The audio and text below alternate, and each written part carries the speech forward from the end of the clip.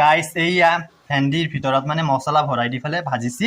এইখিনি ধুনীয়াকৈ ভেন্দিত কিবা ৰেচিপি বনাব মামীয়ে এইগিলা কিবা মছলা চছলা ভাজবা দিছি মামীয়ে ভাজি আছে বনাই আছে চাইছে ইয়াতে দৈ চৈ মছলা পাতি কিবা কিবি দিছি আৰু বিলাহীও দিছি দি পেলাই এতিয়া ভাজিয়ে থাকব এতিয়া তাৰপিছত এইগিলা ভেন্দিখিনি ইটা নিদিবি এয়া দিয়ে দিলা ভেন্দি এয়া হ'ল মছলা ভিন্দি অসমীয়াত মছলা ভেন্দি হিন্দীত মছলা ভিন্দি বহুত ধুনীয়া লাগব গাইছ খাই দেখিয়ে গম পায় গাইছ এইয়া ভাজি আছে ভেন্দি আৰু মছলা দেখিয়ে ভাল লাগছে খাওঁ লাগছে আমাৰ মামী বৰ ধুনীয়া বস্তু বনাব জানে